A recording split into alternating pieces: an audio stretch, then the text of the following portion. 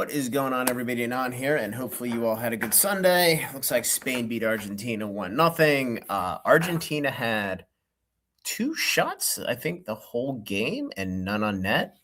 So it was pretty much an ass kicking by Spain. At the very end, Argentina had a couple chances, but it was a pretty boring game compared to the 6-4 England-France game. But I digress. You're not here for sports or soccer or any of that bullshit. You're here for this week's distribution update. So we received a massive gift from the TCG gods this week.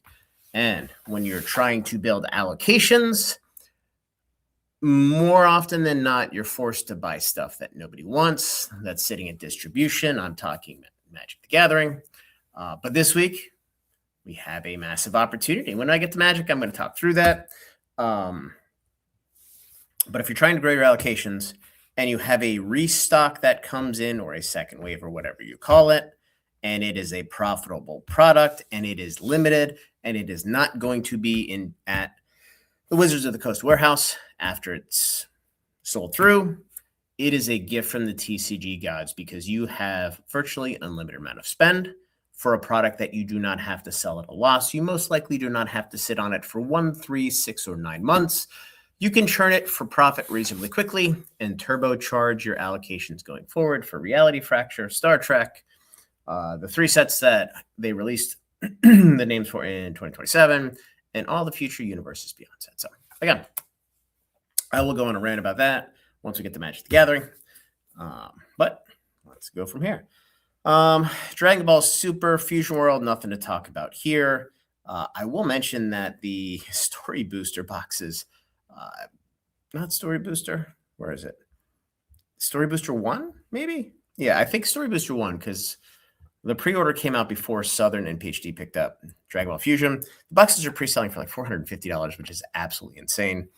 I believe it comes out in August. No idea what to even think about it, but the game's hot. FB11 or FB10 just came out. The boxes are sitting at $225. FB09, which was the last set that came out before people were able to increase orders for the game going crazy. The boxes are $450 there as well. It's absolutely nuts. So Final Fantasy TCG, we have a new set coming out on August 7th. Blissful Eternity. I've mentioned this briefly. I believe this is, here we go, celebrating 25th anniversary, blah, blah, blah, blah. So I don't know what's going to be special in the set, but it does look like there might be something special. So we'll see. We'll see. Flesh and Blood. I do want to talk about this briefly. I've shit on these guys enough. It does look like, first of all, I take that back. If you look at this screen, you have one regular set right here. You have another regular set right here. And everything else in here is worthless garbage SKUs. These guys put out so much fucking garbage in SKUs that are confusing. They are one-dimensional. Nobody gives a shit about them. It blows my mind. Now, I will tell you that the new set, the print runs are going to be extremely tight. Quite honestly, because nobody's buying the fucking product. The last 3 products just ripped everybody's face off. It looks like at Nationals in Vegas, I saw a couple of folks in Discord who still follow the game relatively closely. It looks like there's about 400 folks, but apparently the numbers before this at the calling have really started to fall off a cliff. Less than 700 people, less than 600 people. Your hardcore players are going to burn out.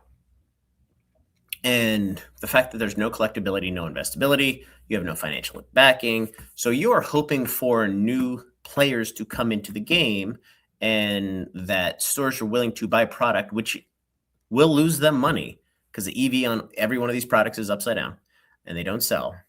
So you're expecting stores to carry your product and lose money for the luxury of selling your shitty game and hoping to God it grows. None of this is a viable business model. You guys need to change your shit really, really quickly, or the game's going to die.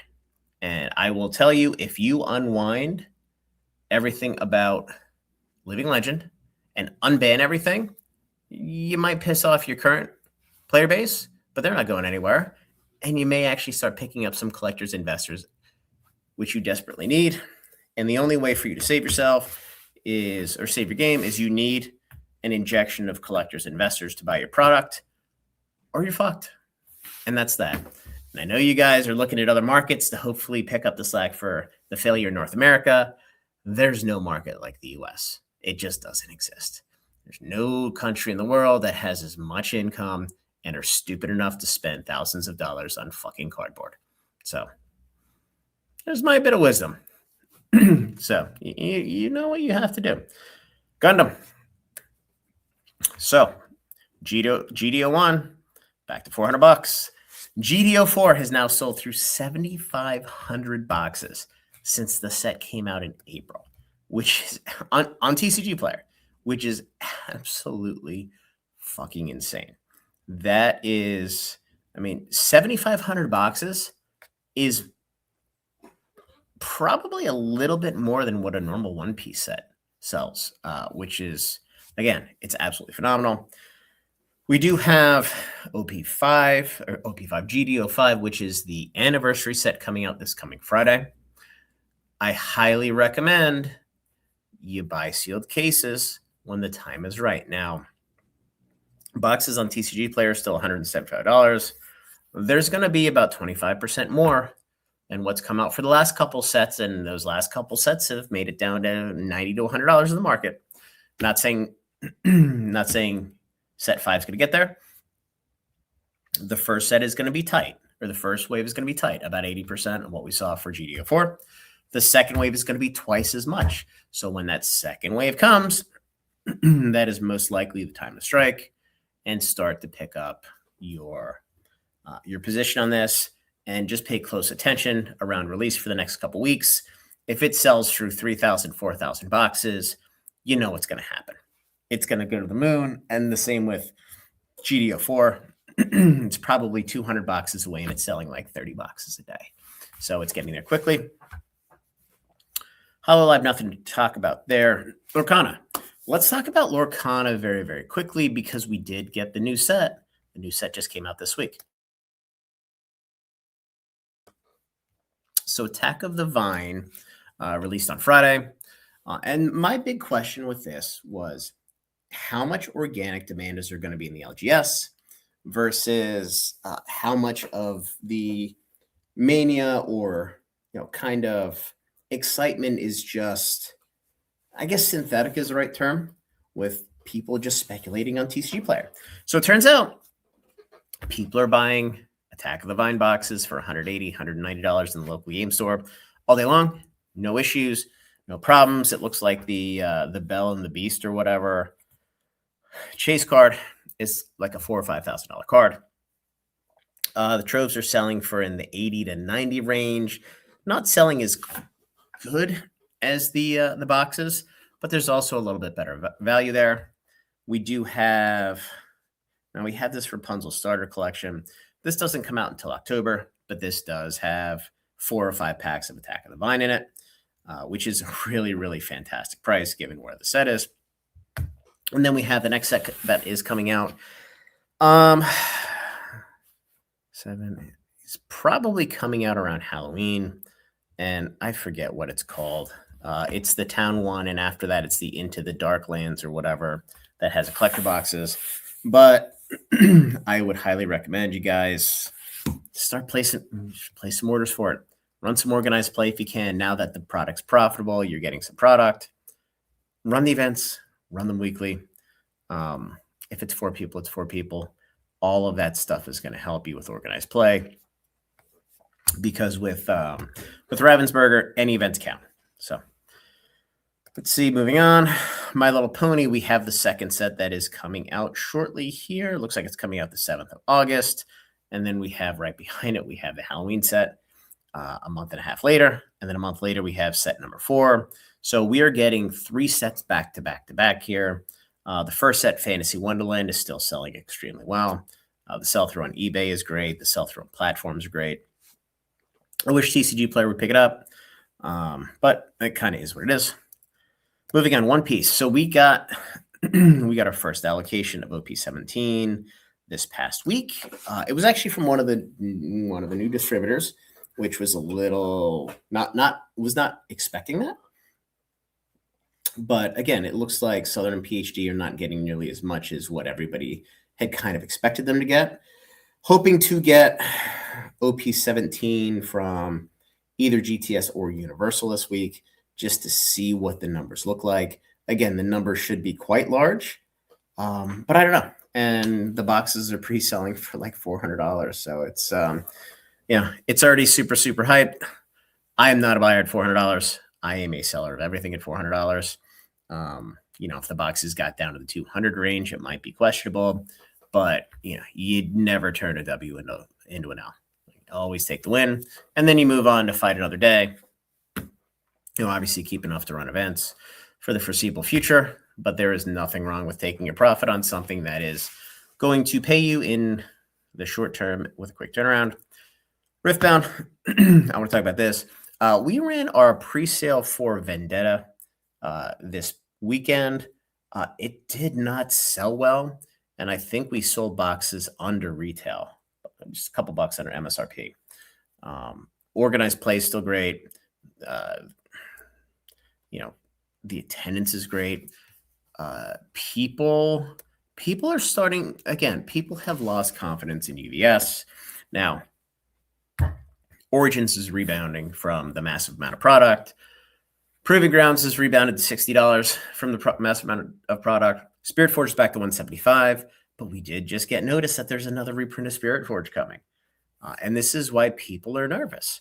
They buy product waiting for it to start to move up, and then UVS comes and they just shit all over the parade. Riftbound Unleashed, right around 120, 125. This set has been out for 2 months now, and it's still sitting at retail.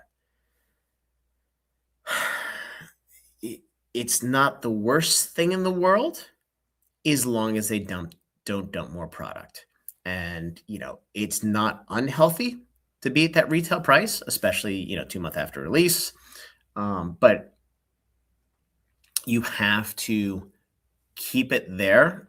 You can't dump more product until it pushes up to 150, 175, because the amount of product that they're just dumping on the market is smashing everything.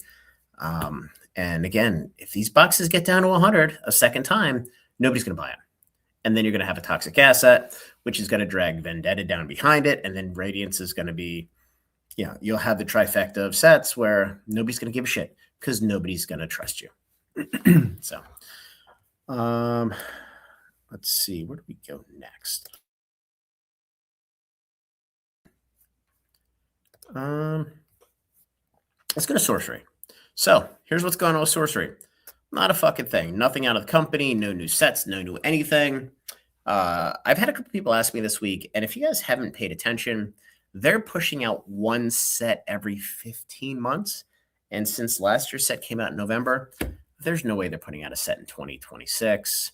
Maybe Q1 2027, probably Q2.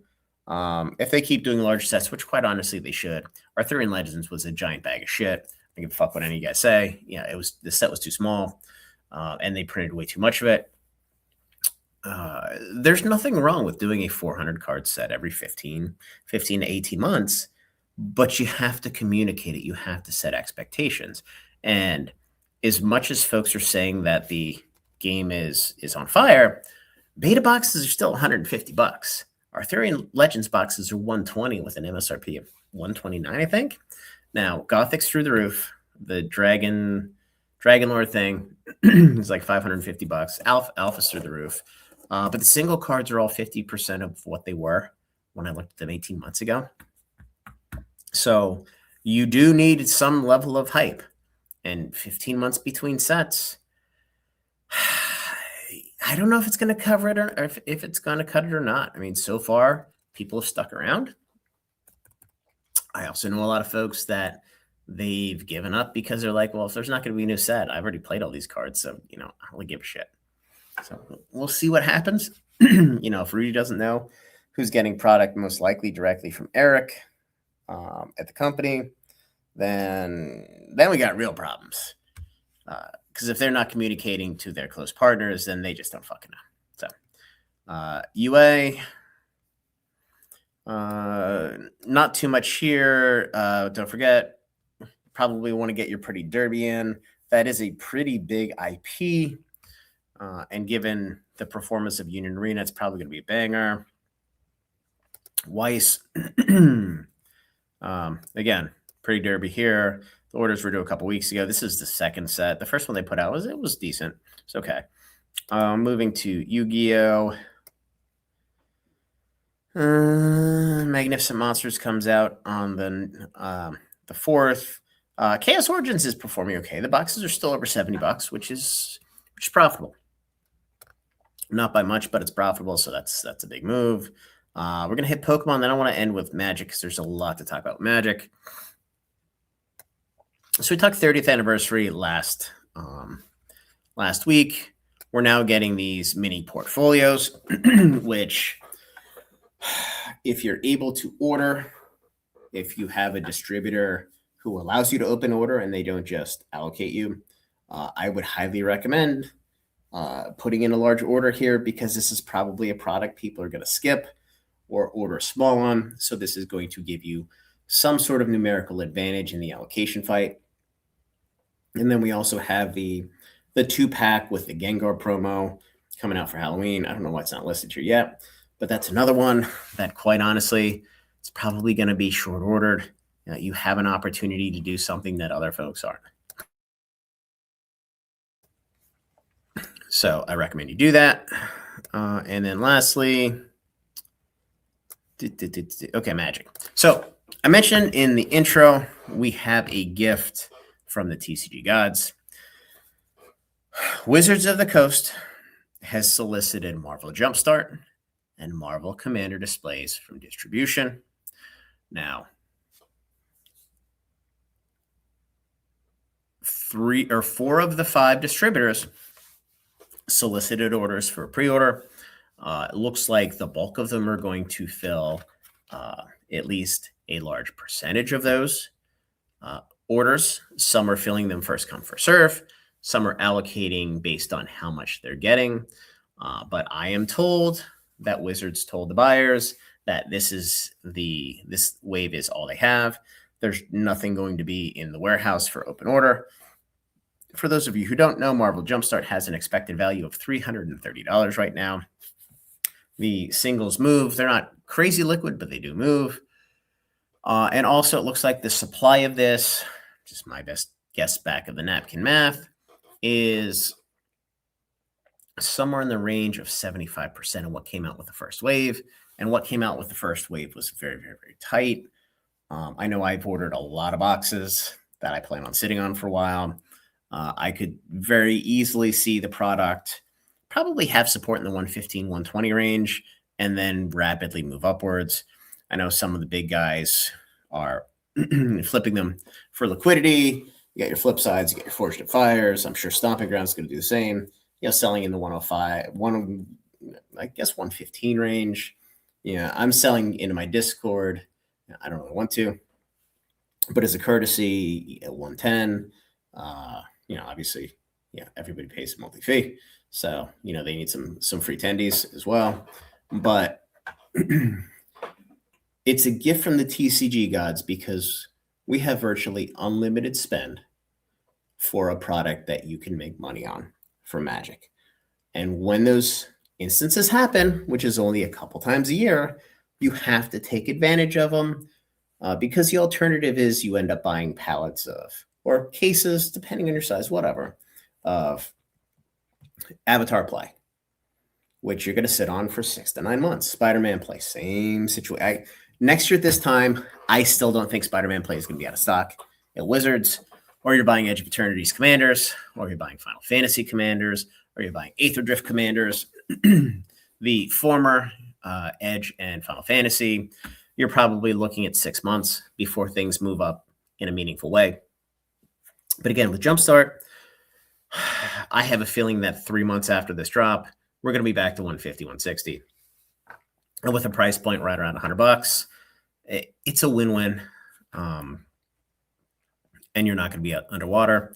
And then to a lesser extent, the same thing with Marvel Superheroes Commander.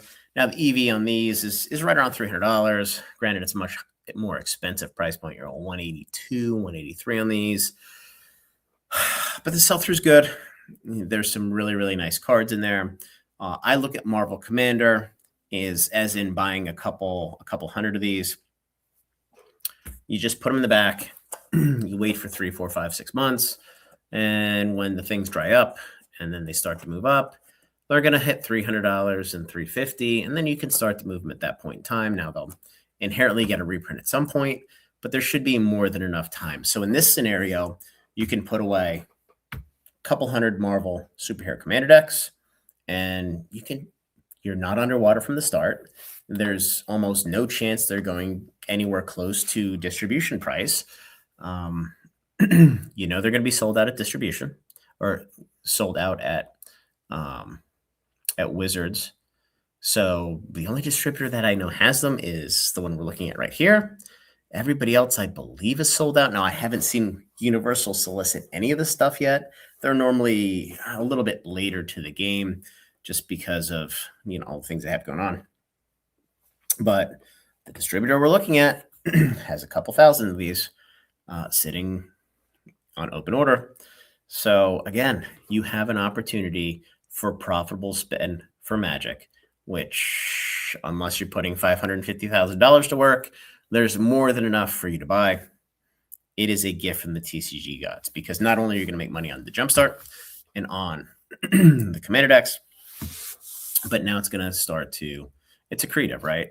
So now your reality fracture order or allocation is going to be that much higher pro rata than what your Hobbit one was or your Marvel one was. And you have to spend here. Then you're going to get to spend with reality fracture. So you really get double the spend as you go into Star Trek. And then the set's in early 2027. So there's absolutely no downside if you have the liquidity to do it. It's just, it is such an amazing opportunity.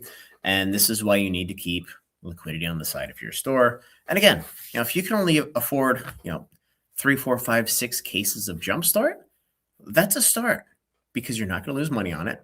And, you can drive allocations, and that might get you an extra 2 or 3 collector boxes for the next set, an extra 2 or 3 collector boxes at $200 or $300 each. Now you're starting to pay rent for a month, maybe 2 months. You're starting to pay an employee for a week or two. It's all these incremental wins that you get by being opportunistic when distribution comes to you with an opportunity to buy something that isn't underwater, if you will. So that being said, we saw all the spoilers for The Hobbit this week. The play boxes are going to be $180, $190 at release. They're not going to come down. There's been 2,500 boxes sold already. I mean, we're 25 days from release. It's probably going to be the best-selling box of all time. Now, obviously, they keep breaking records, but going into release, I just don't see a scenario where it doesn't outsell Final Fantasy, just given where it's at right now. And then the collector boxes. The collector boxes, they're going to be $800 at release, $700 at release. So there's that. And then Reality Fracture looks pretty interesting.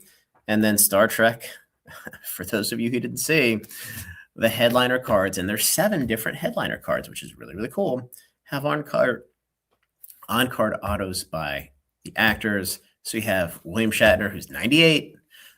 He's not going to live to be 300. So that's a good one. You have Patrick Stewart, or as Louis called him, Patrick Swayze, because Louis likes to play stupid even though he's not. I chuckle a little bit. Patrick Stewart's getting old too. All of these folks are getting old. So the on-card auto chase card is a Magic card. I know a lot of people don't like Star Trek.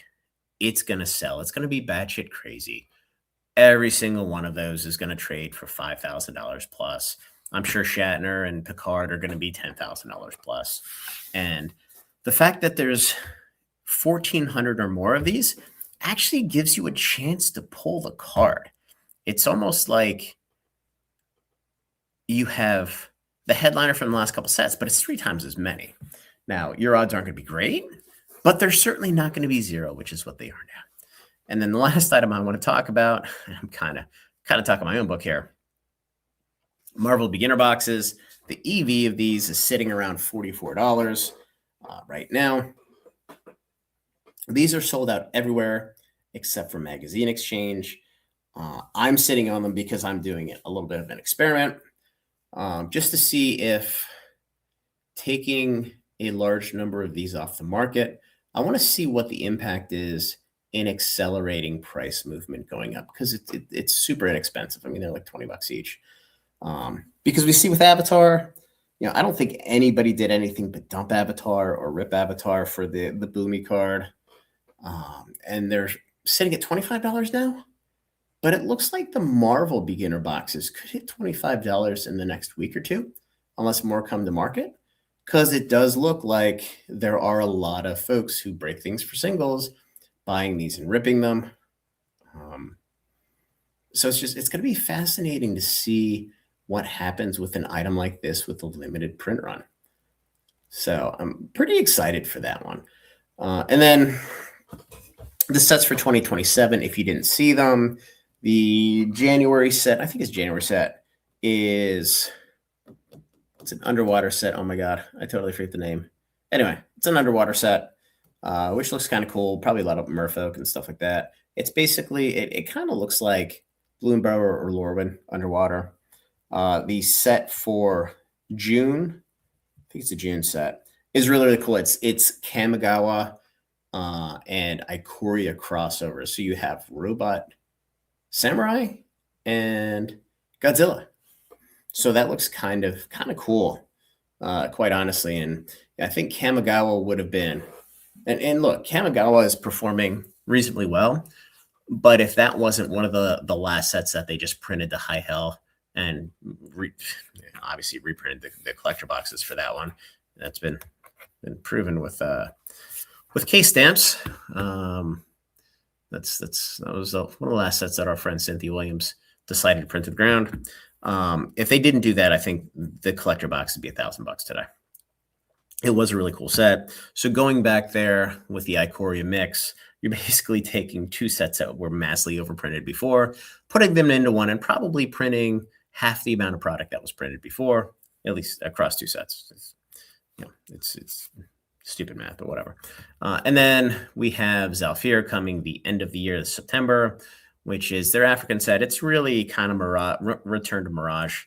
So hopefully they do some really cool stuff there with some of the Mirage cards, which would be awesome.